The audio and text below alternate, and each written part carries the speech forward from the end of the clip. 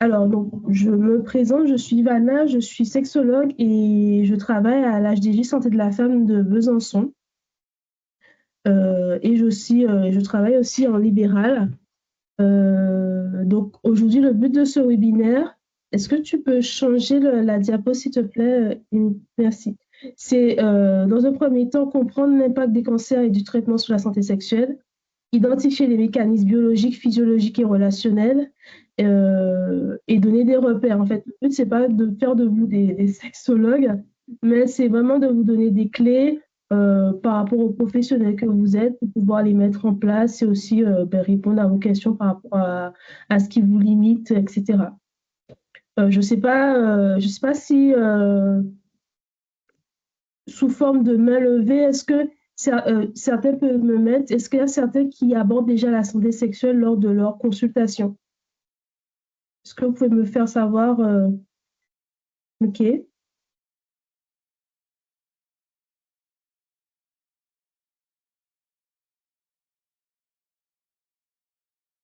d'accord.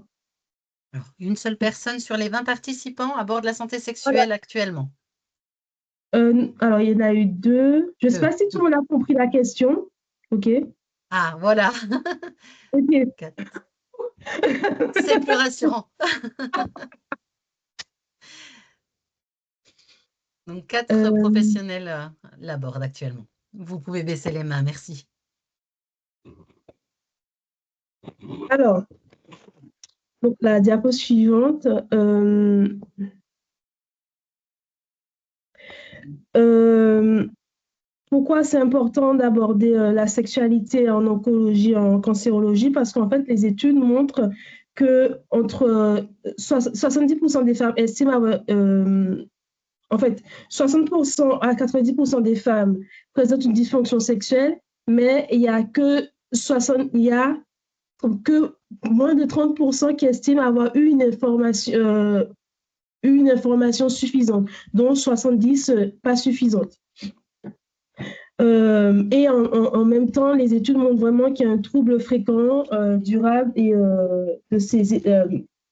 chez ces femmes et ça influence notamment l'estime de soi, la relation au couple et l'adhésion au traitement. Alors, avant de commencer de parler aussi de l'impact des traitements sur le cancer, je me suis dit que c'est important de revoir certaines notions par rapport à la sexualité. Euh, Tu peux mettre la prochaine diapo, s'il te plaît,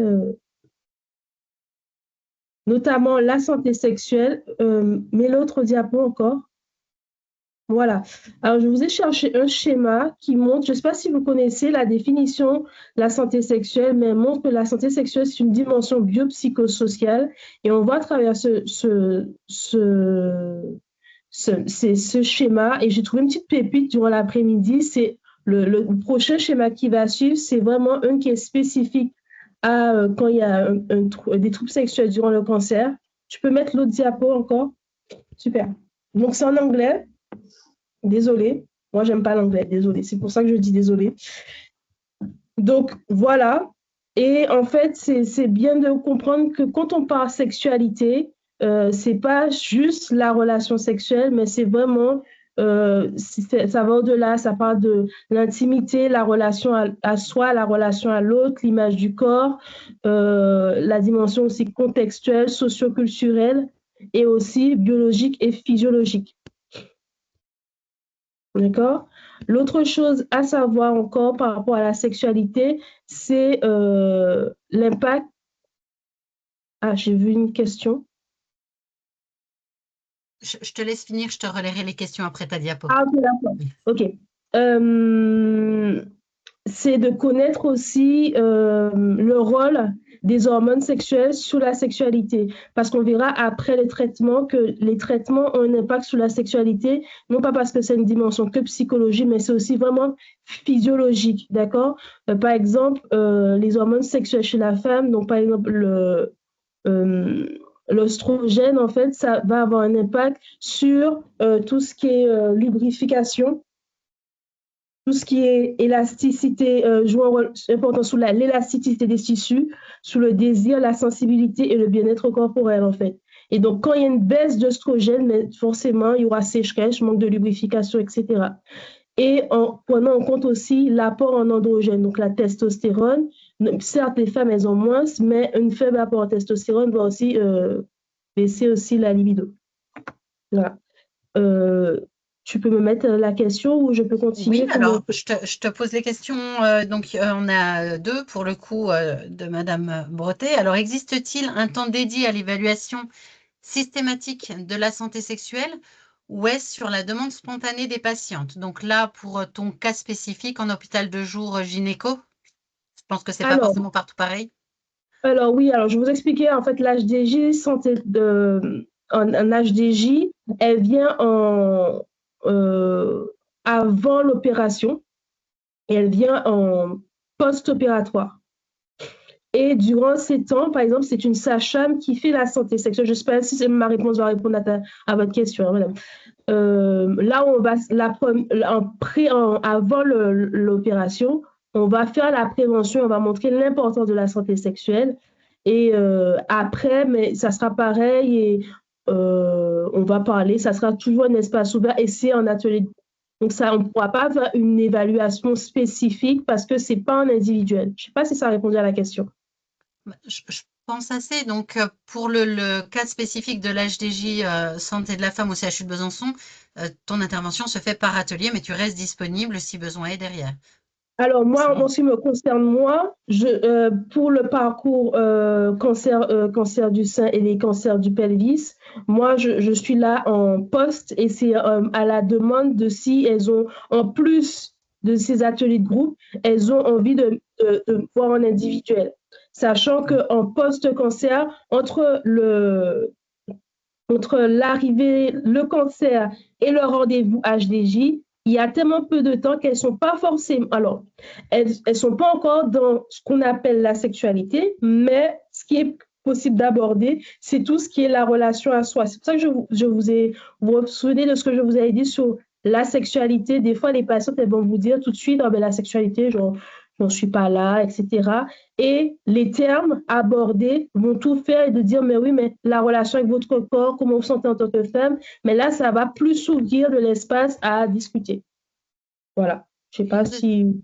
Si ça répond bien à la question, une autre demande donc de la même personne, comment en tant qu'ancienne infirmière d'oncologie avec réalisation d'entretiens cancer et sexualité durant leur parcours de soins et actuellement en création de cabinets d'accompagnement en sexothérapie, avec une prise en charge spécifique pour les patientes atteintes de cancer ou de maladies chroniques, peut-on accompagner et mettre mon expertise au service des soins de support? Alors, c'est assez spécifique comme question, je ne sais pas si tu vas pouvoir répondre à... Est-ce que tu peux soit me mettre le visuel de la question pour que parce que est-ce que tu peux me la reprendre plus lentement, s'il te plaît? Alors, est-ce que je peux la basculer comme ça, si c'est plus simple peut-être pour la lire? Alors, comment en tant qu'ancienne infirmière dans ce cancer et sexualité avec la et tant qu'il y a le cabinet d'accompagnement sexuel avec une prise en charge, hein, donc on va y mettre votre expertise. Votre expertise en tant qu'infirmière ou en tant que Elle propose d'attendre un peu pour répondre à ça, okay. si la question est vraiment trop Oui, spécifique. en Je te soi, le propose qu'on webinaire, poursuive et oui, qu'on en revoie soi, ça le dans les échanges à webinaire, la fin. oui, voilà. En soi, je fais le webinaire, mais je n'ai pas mis à la fin de ma présentation, mais c'est avec plaisir qu'on peut avoir un échange téléphonique pour pouvoir répondre à vos demandes plus spécifiques. Ça sera avec un grand plaisir. D'accord? Donc, comme je vous disais, donc voilà, cet aspect de l'apport en oestrogène, c'est important à connaître l'impact, le rôle des hormones sur la sexualité. L'autre chose, c'est que la sexualité, c'est pas égal à pénétration, c'est pas forcément le rapport sexuel. Le désir, souvent on a cette idée que le désir, il est spontané. Et les gens, ils ont tendance à confondre le désir sexuel et la libido, ce qui est deux choses différentes. Le désir sexuel, c'est beaucoup plus psychique, psychologique, et donc ça va être influencé par l'état mental de la personne. Donc, état mental on se remet dans un contexte de cancer où il y a de l'anxiété et plein d'émotions désagréables, ce qui va forcément influencer sur le désir. Et libido, c'est beaucoup plus physiologique, c'est beaucoup, c'est pulsionnel. Donc, ça, c'est influencé par les hormones sexuelles. Et de faire la différence, ça permet de dire que, mais OK, l'apport en oestrogène a diminué parce que vous êtes en hormonothérapie ou parce qu'il y a eu une hystère, etc. Mais le désir sexuel, mais c'est quelque chose où vous pouvez avoir la main là-dessus, en fait. D'accord? Troisième chose à savoir, c'est que la sexualité, le fait qu'elle est biopsychosociale, mais en fait, ça évolue au cours de la vie. On part du principe qu'un individu, même qui n'est pas malade, il va évoluer au cours de sa vie à travers les différentes étapes de la vie. Donc là, on parle des femmes. Donc la femme, elle vit différentes étapes de sa vie. Donc sa sexualité, elle va évoluer. Donc il y a une adaptation à faire aussi de sa sexualité. Mais cette adaptation, des fois, elle peut être mal vécue parce qu'elle peut être subie. Encore aujourd'hui, je l'ai encore entendu. Bon, c'était dans un autre parcours, mais je trouve que ça se rejoint. En fait, ce qu'elle a décrit, la dame aujourd'hui, c'est qu'elle elle me disait qu'elle subit cette adaptation depuis, à chaque fois, elle est forcément obligée de s'adapter. Et en fait, je lui ai expliqué, mais c'est là notre rôle de professionnel, mais c'est les aider à ce que cette adaptation soit beaucoup plus agréable, en fait. Parce que là, en fonction de la représentation qu'on a de la sexualité, mais en fait, ça peut bloquer, en fait. Si quelqu'un a une sexualité ou les relations sexuelles, eh bien, il faut forcément de la pénétration, etc., etc., etc. Mais, et que là, la pénétration n'est pas possible, eh bien, ils auront du mal à s'adapter et à trouver une sexualité qui correspond à leur réalité, en fait. Donc voilà, toute cette représentation de la sexualité peut influencer la manière dont un individu va s'adapter en fonction des difficultés ou quand la sexualité est à l'épreuve de la maladie. Voilà. On continue. Alors, je vous ai fait un petit tableau.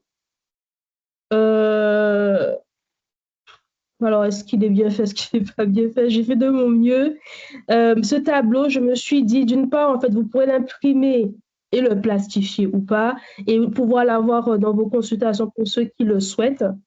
Alors, le but de ce tableau, c'est de montrer que les traitements du cancer ont un impact physiologique, en fait. Donc, la chirurgie gynécologique ou mammaire, en fait, il y a une atteinte de l'image corporelle par rapport au fait que il y a des cicatrices, il y a une ablation, il y a une modification anatomique et parfois une atteinte nerveuse. Et les douleurs post-opératoires fait que mais l'impact potentiel sur la sexualité, je mets bien potentiel parce que c'est pas pareil pour, euh, pour tout le monde, mais ça va, encore une fois, baisse du désir parce que l'image corporelle, un des facteurs qui influe, un des freins au désir sexuel, c'est l'image corporelle. Et donc, qui dit atteinte de l'image corporelle dit que ça peut influencer sur le désir. Douleur lors des rapports sexuels, c'est surtout par rapport aux chirurgies gynécologiques et tout ce qui est chirurgie pelvienne, en fait. Perte des sensations, gêne de la nudité parce que, en fait, il faut être consciente que ce corps, le corps devient un corps médicalisé et bien souvent entre les traitements, les examens à répétition, mais les femmes, elles ont une sensation de perte de contrôle et elles ont du mal ça peut être difficile d'érotiser un corps qui est tout le temps médicalisé, qui est plus un corps de soins plutôt qu'un corps érotique. Et donc, du coup, le toucher du partenaire peut devenir difficile, mais c'est pas contre le partenaire, mais c'est le toucher. Le corps, il a une mémoire et donc ça peut influencer aussi mais, les moments de rapprochement, etc.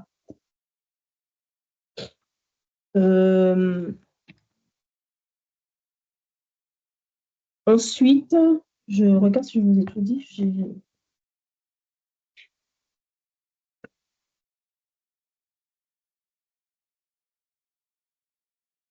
Tac, tac. N'hésitez pas à poser vos questions en direct hein, si vous avez des remarques, des compléments, des questions sur ce qui est dit. N'hésitez pas soit à lever la main, soit à les poser dans la discussion.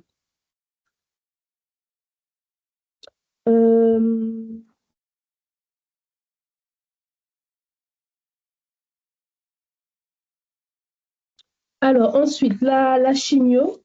En fait, je suis en train de regarder si je vous avais tout dit par rapport.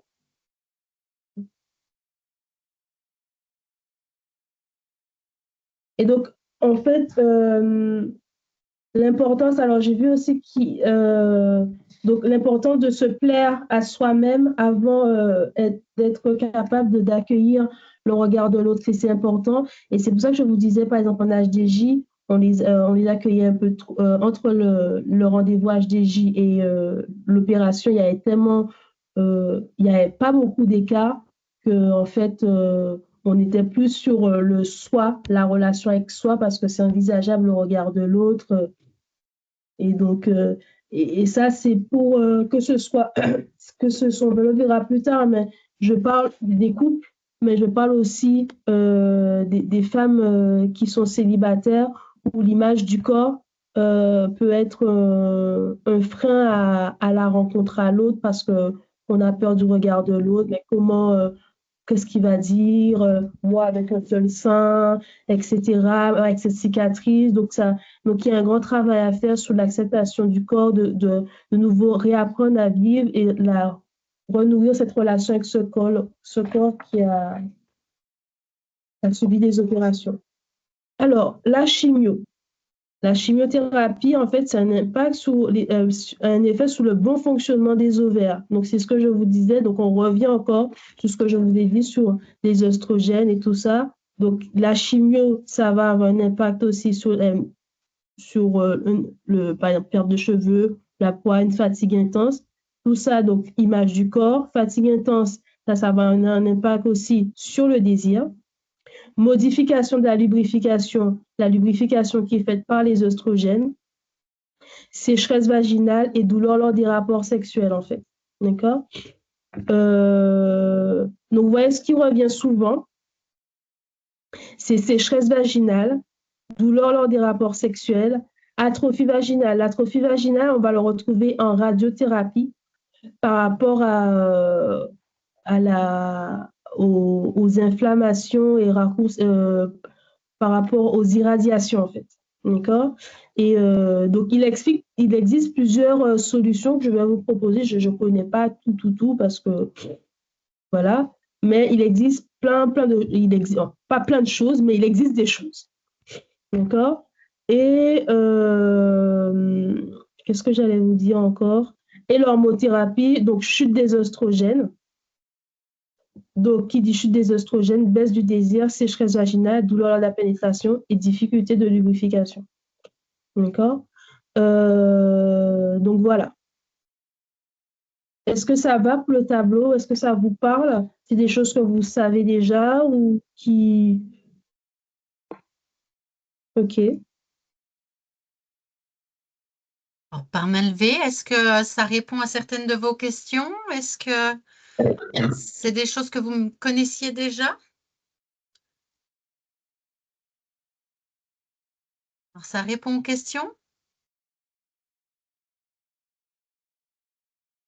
Oui. Donc, on est dans la réponse aux questions. Désolée, excusez-moi. Ensuite, est-ce que tu peux me mettre la diapo donc, le corps médicalisé, c'est ce que je vous disais tout à l'heure. La perte de contrôle aussi, la rupture dans le rapport à soi, parce que, en fait, le fait qu'il y ait une perte de contrôle, on ne contrôle plus rien dans le corps, mais en fait, ça rend le rapport à soi et le rapport à son corps et à soi-même, en fait, il est beaucoup plus difficile.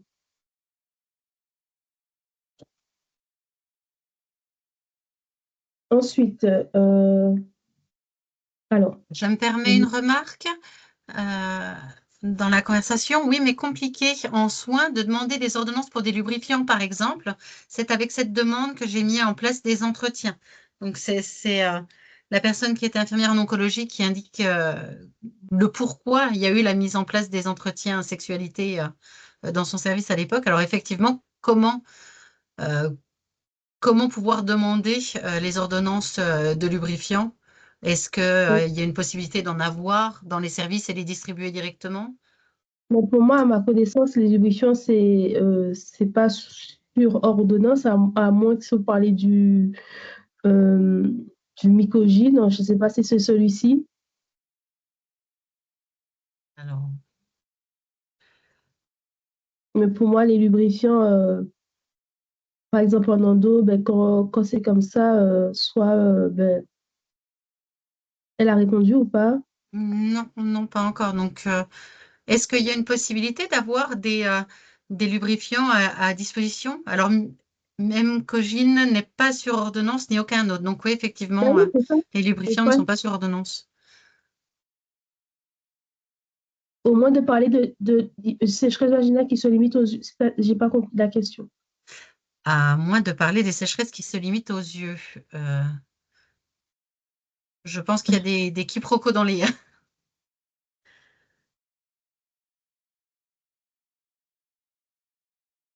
Parce que c'est les mêmes lubrifiants pour les yeux?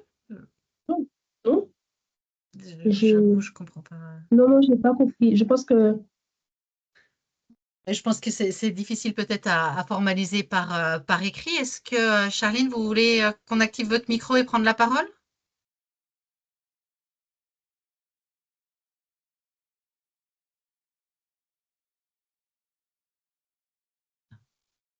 oui. Alors, je Vous écoutez. vais juste activer le micro Ah de oui, la je peux personne. pas. Ce sera plus simple pour l'échange.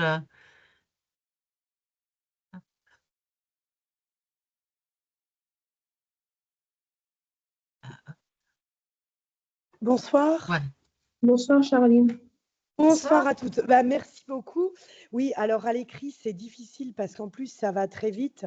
Je voulais juste dire qu'en fait, c'était difficile pour les patientes de parler des sécheresses vaginales avec les oncologues parce que le temps est extrêmement limité dans les consultations et que du coup, souvent les oncos parlent des sécheresses oculaires, donc éventuellement en prescrivant des larmes artificielles ou des choses comme ça, et qu'elles n'osent pas en fait parler de leur sécheresse vaginale. Donc ma question était, est-ce que l'accès, parce que moi je travaille plus depuis un petit moment en service, si l'accès était un peu plus facile pour avoir accès, par exemple, à ces ordonnances ou en tout cas pouvoir déposer cette problématique. Mais après, je me suis emmêlée parce que je voulais dire que voilà, les sécheresses, souvent en consultation, s'arrêtent assez vite aux yeux et que les oncologues comme les patientes n'osent pas descendre un peu plus bas, quoi. Ok. Voilà, c'est tout. Merci beaucoup. Effectivement, c'est plus simple à l'oral. Merci. Donc oui, en effet, ben, en fait, c'est d'où le but, c'était d'où le but de votre webinaire. Je ne sais pas s'il y a des oncologues avec nous, mais c'est vrai, c'est le but aussi, c'est d'aborder soit que dans le service, soit ça soit l'oncologue, soit ça soit les infirmières qui abordent la question, parce qu'en fait, c'était le but aussi du webinaire, c'est comment apporter ben, la question euh, aux patientes, parce que des fois, elles ne se sentent pas légitimes pour elles.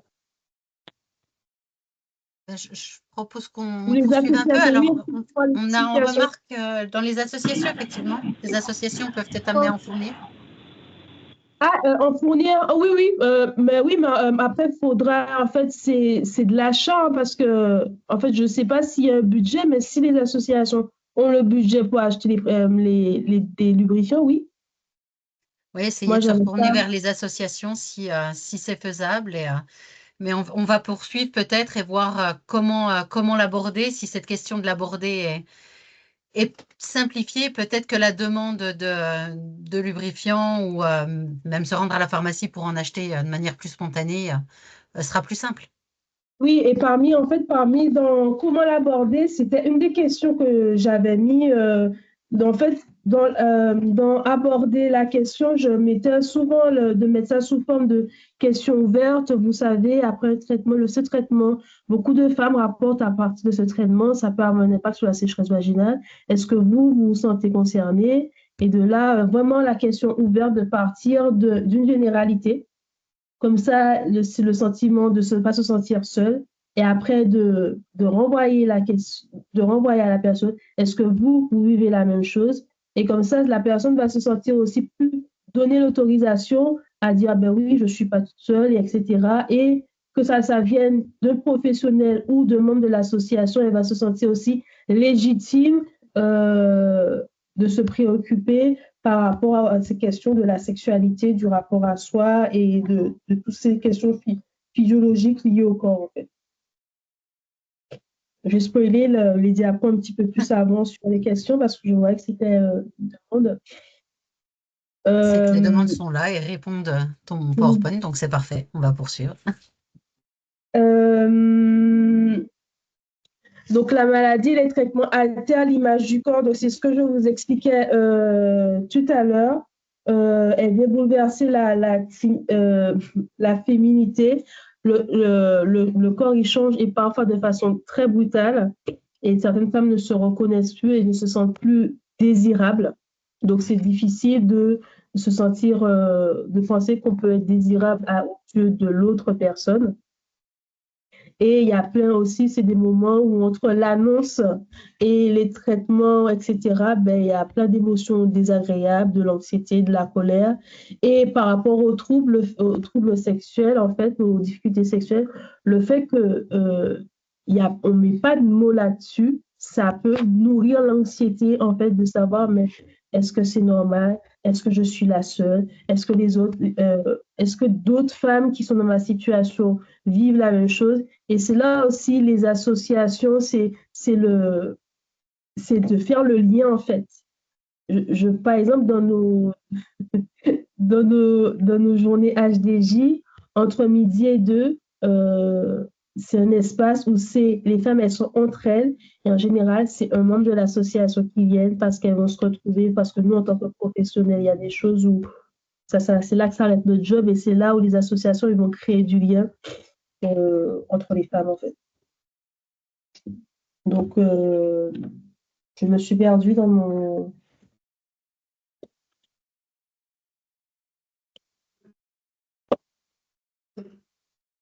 On a le temps de reprendre le fil.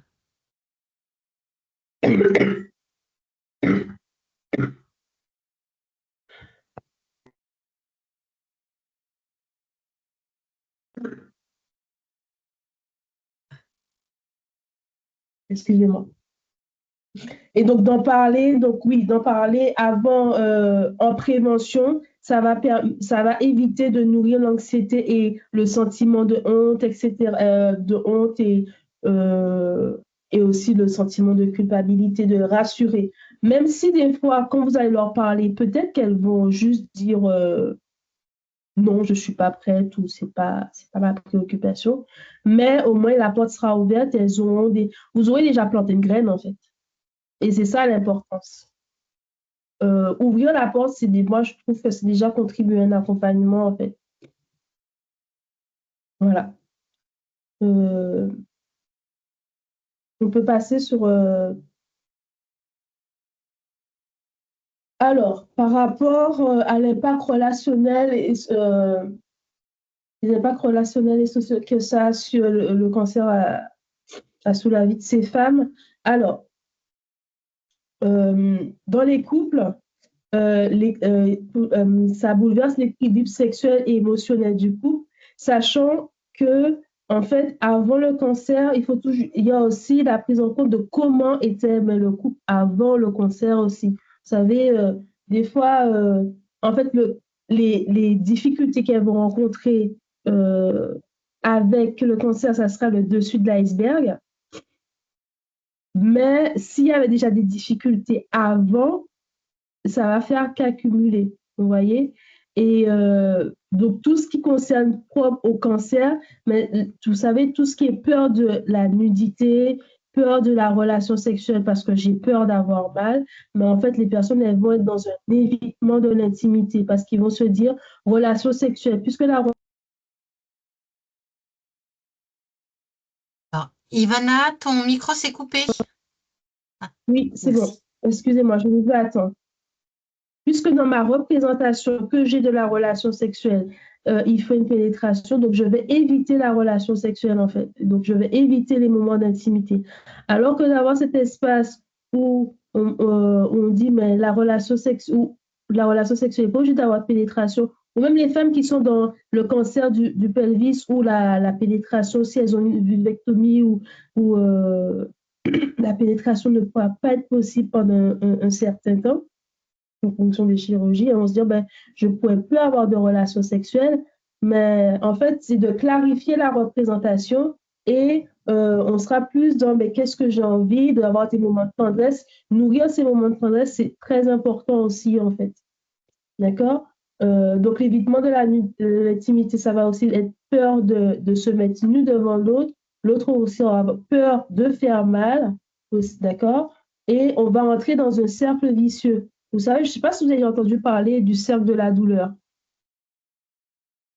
Euh, ça dit qu'une fois l'appréhension de la douleur va faire qu'on va stresser, qu'on aura peur d'avoir mal et qu'on va redouter à chaque fois les relations sexuelles. Et après, hop, on va tourner, on va tourner, on va tourner, on va tourner, on va tourner dans ce cercle et ça serait une boucle infinie en fait. D'accord?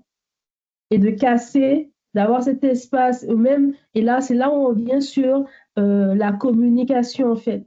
Parce que moins il y a de communication, moins il y a d'échanges, quand on communique pas, en fait, ça ne veut pas dire qu'il y a des choses des messages qui se passent pas.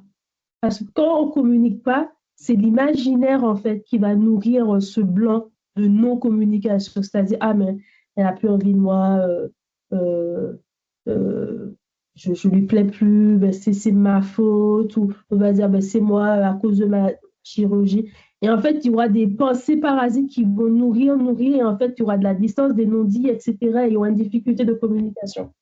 Et c'est là aussi où on peut bosser sur la communication, sur les besoins, parce qu'en fonction de là où on est en poche, chire ou en pré ou en l'annonce, chacun a ses besoins, des émotions, et c'est important d'apprendre à les formuler. Et là, c'est aussi j'ai vu qu'il y a des psychologues qui sont là, et c'est là aussi où on veut avoir un rôle sur tout ça. Et comme je vous disais, les femmes qui sont célibataires par rapport l'image du corps peut installer l'isolement et peut être un frein à la rencontre, à une mise à l'écart de la vie affective parce qu'on dit mais je vais plus jamais rencontrer quelqu'un. Je me souviens, il y a une dame que j'avais vue en post-chir et on discutait. Ben, j'étais juste là pour me présenter, hein, j'étais juste là pour qu'elle sache que je suis là et que si à un moment donné elle avait des questions, elle avait des préoccupations, j'étais là. Et donc on a discuté, et en fait elle me disait bon j'en suis pas là, etc., qu'elle est célibataire. Et après, en fait, en partant ou un moment qu'on arrivait, en fait elle me dit mais la question que je me pose c'est est-ce que j'aurai de nouveau des relations sexuelles en fait. Donc, en même temps, elle se disait qu'elle n'était pas là, mais en même temps, elle avait des questionnements, en fait. C'était une dame qui avait eu un cancer du pelvis, en fait. Et j'oublie quelle est l'opération, mais elle était assez invasive, l'opération qu'elle avait eue. Mais elle se pose la question, est-ce qu'un jour, elle pourra avoir une intimité avec lui? Donc, déjà, c'est une question, en fait. Donc, voilà. Est-ce que vous avez des questions par rapport à ça? N'hésitez pas, si vous avez des questions, vous préférez les poser oralement, à lever la main pour activer votre micro. Sinon, on poursuit. Ma prochaine diapo, la majorité des femmes attendent que le professionnel de santé aborde le sujet, en fait.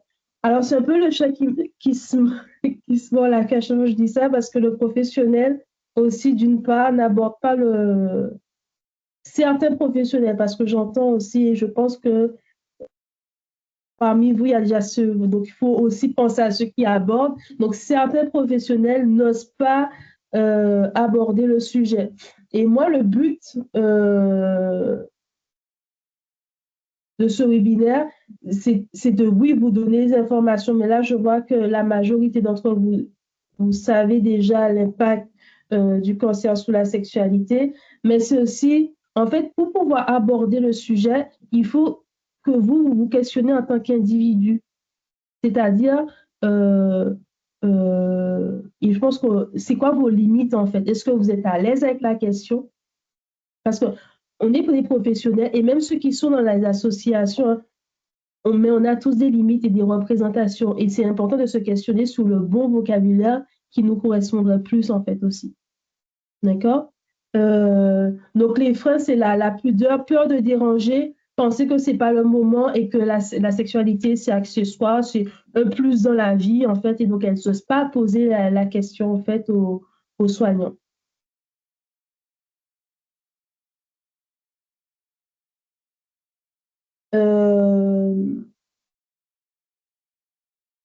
Je ne sais pas, est-ce que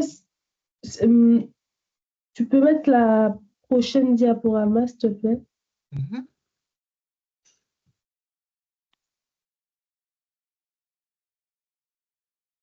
En parler, c'est un effet thérapeutique parce que ça permet de déculpabiliser.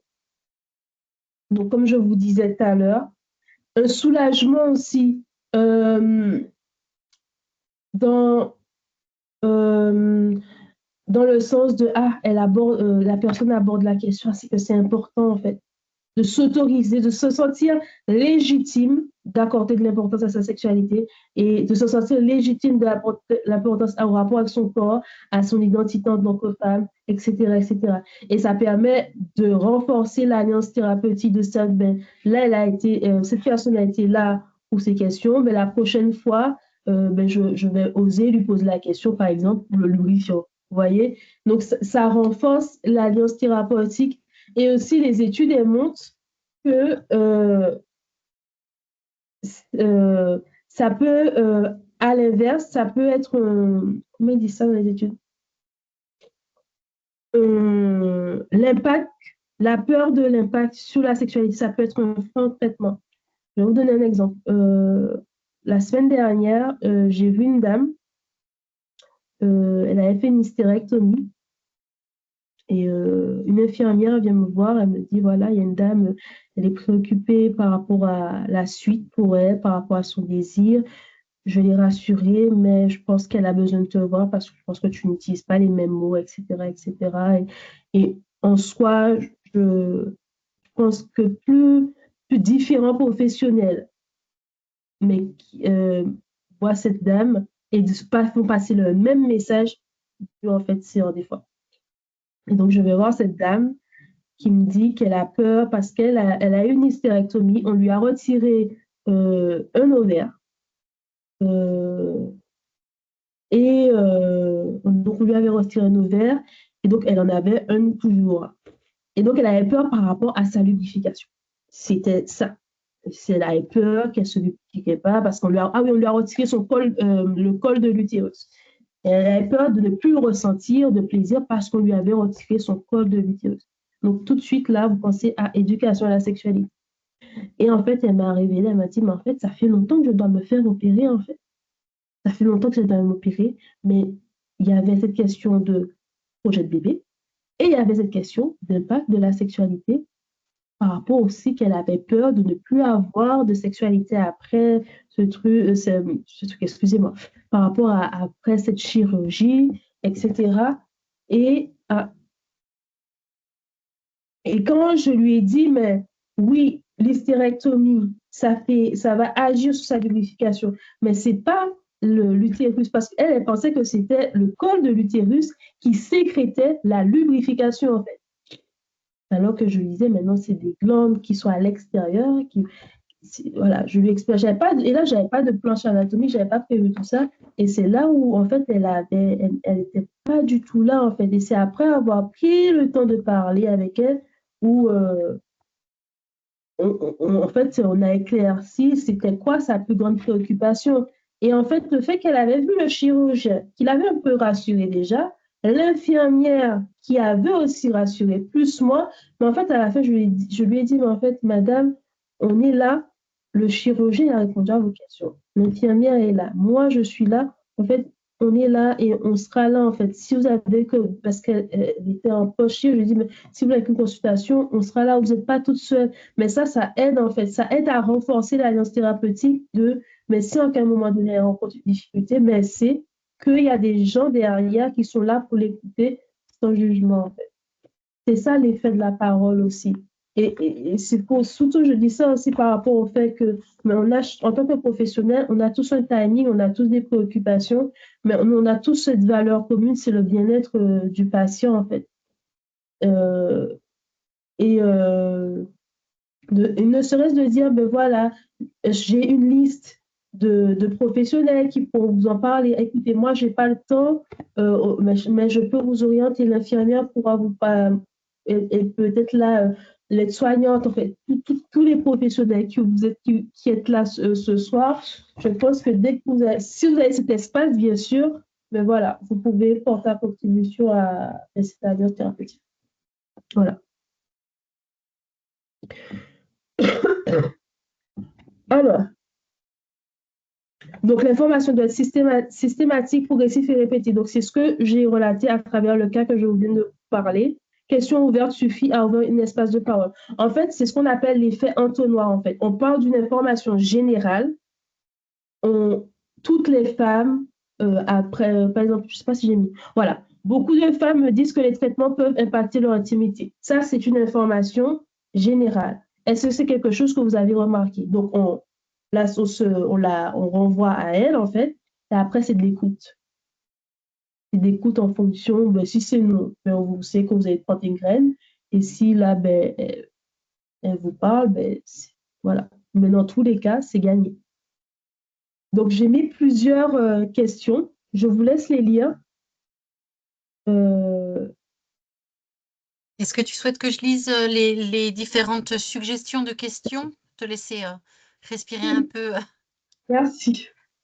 Donc, les propositions de questions que tu as mis pour permettre d'aborder le thème avec les patientes.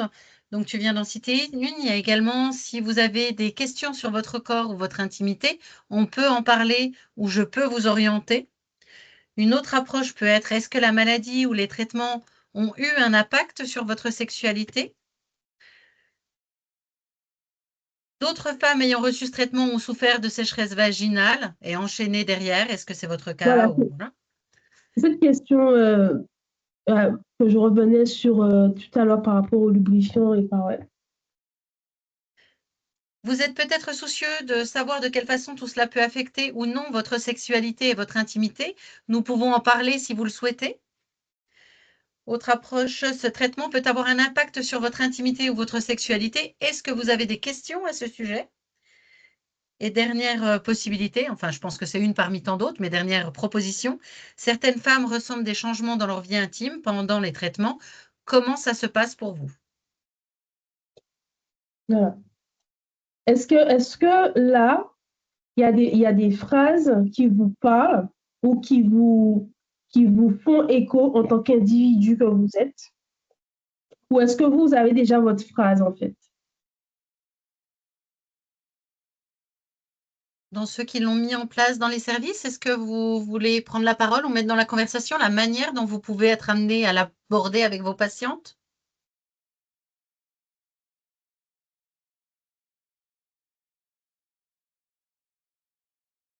Pas pour l'instant? Je te propose qu'on poursuive. OK. OK. Oui. N'hésitez pas à mettre dans la conversation, on peut revenir dessus après. Alors,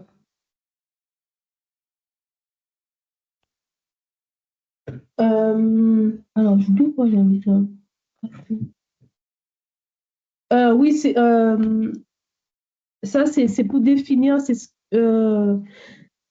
donne, comment vous dire ça? Comment ouvrir le dialogue? sur le type, comme si vous devez composer vous-même vos phrases, en fait. C'est sur les informations générales que vous devez mettre, en fait, si vous avez à constituer. Mais ça, je pense vraiment garder en tête, s'il y a un truc à garder beaucoup plus en tête et qui est plus parlant, c'est l'effet entonnoir, en fait, de partir d'une information générale, donc par exemple une souffrance persistante ou contexte d'entrée. Attends.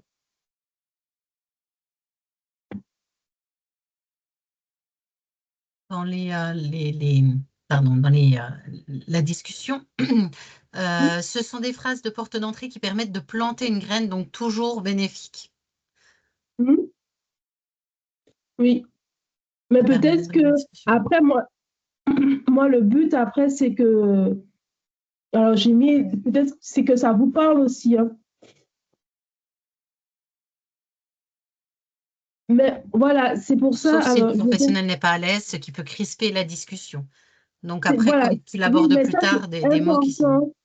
En fait, ce que vous venez de dire, ça c'est important. Et c'est pour ça que je vous ai dit qu'avant d'aborder la question de la sexualité, il faut déjà se poser la question à soi-même, mais comment j'ai... Parce que peut-être, si la personne dit, bah, sexualité, je n'ai pas lu, désolé, je réponds d'abord, je n'ai pas lu la dernière fois que c'est mise. Sexualité, je ne suis pas à l'aise avec ça me met mal à l'aise, mais de dire le rapport avec le corps. Est-ce que le rapport avec le corps, vous êtes plus à l'aise? Ou dire intimité, est-ce que vous êtes plus à l'aise avec ça, en fait? Ou l'identité en tant que femme, est-ce que vous êtes... En fait, tout ça, c'est la sexualité. Donc, si le mot sexualité, des fois, c'est ce qui crispe, et ça, je l'entends, en fait, parce que, comme je vous ai dit, vous êtes des professionnels, mais vous êtes avant tout des humains, d'accord? Vous avez une histoire, et donc, vous n'êtes pas des robots. On ne peut pas mettre... tout professionnel doit parler de sexualité. Dans l'idéal, oui, mais pour répondre à ce que je viens de dire, il faut d'abord se questionner sur ses limites. Et ça revient aussi sur le truc de, vous n'êtes pas tous sexologues, en fait.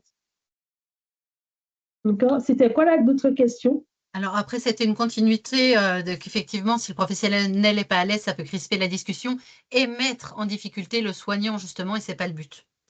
Voilà, exactement. Avec ce que tu dis. Et oui, le terme Voilà. sexualité fait peur. Oui, parfois. Tout à fait.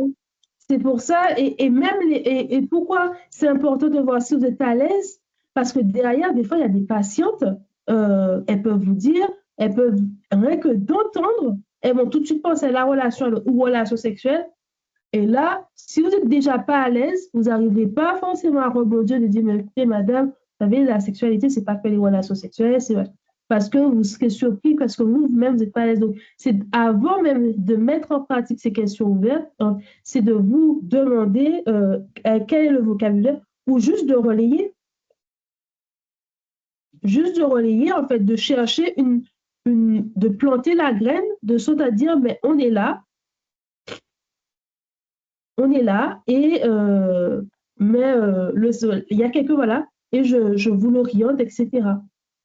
Voilà, donc c'est ce qui est abordé là. Les collègues donc de la personne qui était infirmière en service d'oncologie n'étaient pas à l'aise, donc elle était référente sur cette thématique-là. Voilà. Pour ne pas mettre ses collègues mal à l'aise. Voilà, exact. Voilà. Donc c'est bien, mais rien que le fait que pour moi, c'est déjà pas que vos collègues comment on dit ça l'orientation. Voilà, l'orientation, c'est déjà une prise en charge, en fait. Déléguer.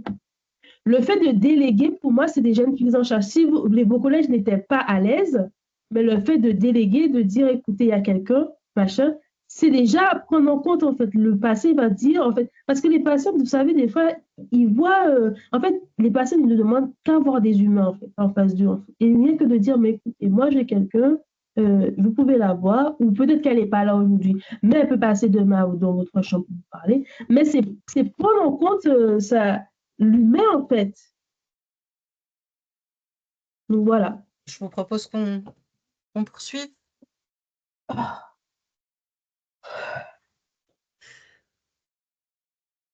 vous ai fait un beau petit schéma, plein de couleurs, sur la place des professionnels.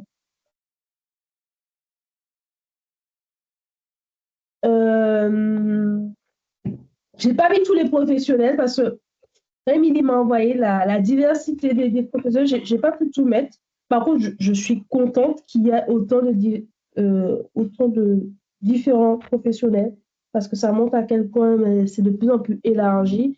Et moi, j'aimerais vous dire, quel que soit le professionnel que vous êtes, même et en fait professionnel, en fait d'un professionnel, j'inclus aussi les associations, en fait les pairs, en fait, quelles que soient les personnes que vous êtes aujourd'hui là, vous avez un rôle à jouer en fait. Vous avez une place dans vous avez une plante, vous avez une graine à planter dans le parcours, dans l'adaptation de ces femmes en fait. Voilà.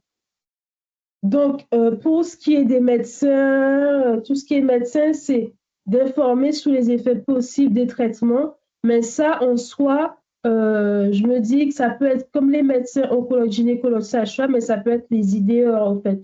J'avais vu aussi qu'il y a des infirmières en pratique avancée. Je ne sais pas comment elles travaillent. Oui, oui, j'ai vu qu'il y a des pharmaciens. Franchement, j'étais agréablement surprise et je trouve que oui, c'est un rôle parce que quand on donne des traitements, on parlait tout à l'heure de sécheresse, etc. Mais c'est bien qu'on fasse le pharmacien, il soit là pour conseiller. Et c'est là aussi, il peut avoir des portes d'entrée de attention, je vous ai donné ça, peut-être qu'il y a cet effet, etc. Donc oui, les pharmaciens, oui, oui. Euh, donc moi, alors, j'avais mis informer sur les effets, nommer les impacts sur la sexualité potentielle, donner l'autorisation d'en parler. Mais ça, c'est pour tout le monde, le rôle de tout le monde. En fait, les IDE et les aides-soignants, le fait, elles sont là. En fait, pourquoi j'ai mis dans ce sens, c'est parce que les médecins, on les voit ponctuellement. C'est un rendez-vous, alors que les IDE et les aides-soignants, elles sont là pendant tout par exemple, l'hospitalisation ou le traitement, la chirurgie, etc. Donc, l'approche, je pense qu'elle est différente et qu'elles peuvent être plus dans l'observation et dans la transmission. Et par exemple, la dame Charline qui dit que vous êtes référent, de dire, ben voilà, j'ai repéré que madame, elle m'avait dit ça, ça serait bien que tu ailles la voir, etc., etc. Donc, les infirmières et les aides-soignants sont là vraiment pour relayer l'information, en fait. Planter la petite graine éventuellement. Oui, alors tout le monde va planter la petite graine. Franchement. Et chaque professionnel qui va passer après va nourrir la graine. Vous voyez comment c'est top? Je me permets de gérer un petit peu le temps, si ça te convient, pour peut-être poursuivre à la diapo suivante qui recense un peu aussi.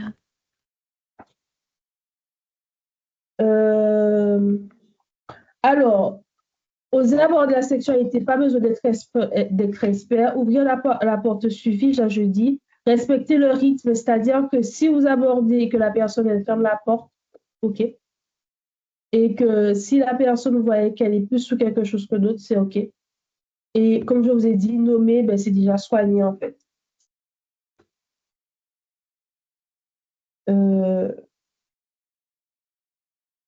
Et le silence, des fois on dit le silence peut faire plus de mal qu'une phrase imparfaite. Mais l'essentiel, c'est que vous soyez bien et vous soyez aligné avec vous-même quand vous abordez le sujet. La santé sexuelle, ça fait partie du soin. De retenir que les femmes attendent souvent qu'on leur donne l'autorisation d'en parler. Poser la question n'oblige pas à tout gérer. C'est vrai que des fois, on pose la question, il y a souvent la peur, mais si je pose la question, mais qu'est-ce que je vais recueillir? Autant il y a des femmes où on va fermer la porte, mais autant il y a des femmes où on a peur que ça se déverse. Et bien là aussi, c'est de dire, mais écoutez, mais j'entends que vous êtes en questionnement, en souffrance par rapport à ça. Ce que je vous propose, c'est que je fasse... je vous propose de rendez-vous avec la psychologue ou avec ma collègue qui est référente et qui sera plus à même à répondre à vos questions, par exemple. Chaque acteur a sa place. Ah, pardon. Désolée. Voilà. La prise en charge de la sexualité. Oui, reconnaître la personne au-delà de son cancer.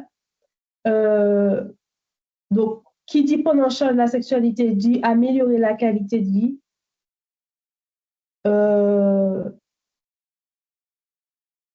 Pardon, excusez-moi. Et ouvrir et sécuriser les espaces de parole favorise la confiance et la collaboration pluridisciplinaire. Voilà, c'est ce que j'ai dit. Merci beaucoup, Ivana. Alors, je réitère un énorme merci d'avoir accepté de faire l'intervention malgré la grippe, parce que faire une intervention pendant 1 heure avec de la fièvre, c'est loin d'être évident. Donc, un énorme merci pour ton intervention. Si vous avez des questions, n'hésitez surtout pas à les poser. On a encore quand même quelques minutes pour les relayer. Ce que j'ai retenu et synthétisé majoritairement, ça va être peut-être d'axer l'éducation auprès de la patiente sur la physiologie aussi, ne pas rester avec une idée reçue. Tu donnais l'exemple de si on m'a opéré et enlevé le col de l'utérus, je vais avoir des sécheresses. Enfin, peut-être lever les idées reçues. Donc, ça, c'est très médical comme approche, ou en tout cas soignante. Donc, ça peut être levé par les professionnels, une porte d'entrée quand même. Désacraliser l'abord de la sexualité. Et accompagner les patients en laissant une porte ouverte pour en parler. Donc, comme vous l'avez dit à plusieurs reprises dans le chat et toi, planter la petite graine pour que si ce n'est pas le moment, ça puisse finir par émerger et que la patiente se sente en droit et légitime à aborder la question. Oui, c'est ça, oui.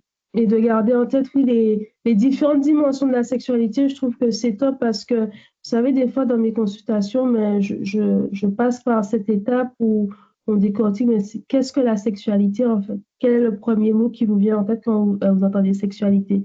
Cette question, on peut l'aborder d'un point de vue émotionnel, d'accord? On peut l'aborder d'un point de vue au terme de qu'est-ce qu'on met, pas pratique, mais est-ce que c'est fardeau, est-ce que c'est la pénétration, est-ce que voilà. Donc en fait, on peut l'aborder de plein de manières, en fait, qu'est-ce que la sexualité. Eh bien, Donc, un voilà. grand merci, beaucoup de merci dans